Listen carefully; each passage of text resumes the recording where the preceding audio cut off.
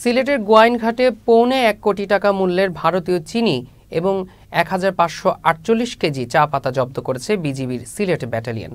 সোমবার Sylhet battalion ৪৮ BGB এর দায়িত্বাধীন গোয়াইনঘাট উপজেলার সীমান্তবর্তী এলাকায় বিশেষ অভিযান পরিচালনা করে বিজিবি টহল দল।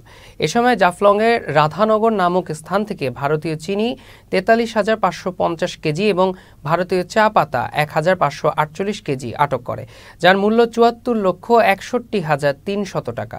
সিলেট ব্যাটালিয়নের অধিনায়ক lieutenant colonel Mohammad Hafizur Rahman PSC বলেন, ঊর্ধ্বতন কর্তৃপক্ষের নির্দেশনা অনুযায়ী সীমান্তে নিরাপত্তা রক্ষা ও চোরাচালান প্রতিরোধে বিজিবির আভিযানিক কার্যক্রম ও গোয়েন্দা তৎপরতা সর্বতোভাবে অব্যাহত রয়েছে। আটককৃত চোরাচালানি মালামাল স্থানীয় কাস্টমসে জমা করা হবে বলে জানান তিনি।